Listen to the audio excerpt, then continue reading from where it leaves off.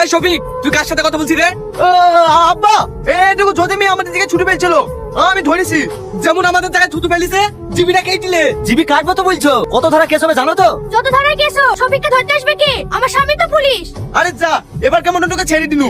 এর পরে বার দিকে ছুটে ফেলবি না, তোর জিবি শর্ত করে কেটে নেবো। জিবি কাটে সস্তে না রে, তুই জিবি কাটে দেখিস তোর কি হয়। আসমা বাড়ির দিকে।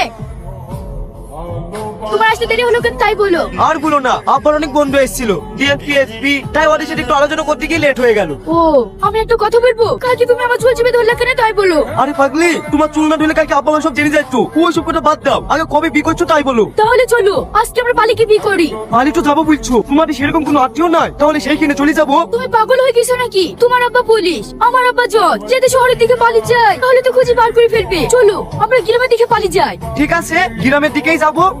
হে বাবু, অনেকদিন পর বাড়িতে আসলি, ফোন করিসনি। ভালো আছিস তো? হ্যাঁ মা, ভালো আছি। শফিক, এই মেয়েটাকে আগে তো কোনোদিন দেখিনি। মা, এইটা জজের মেয়ে, আমি ওখানে পালিয়ে এসছি।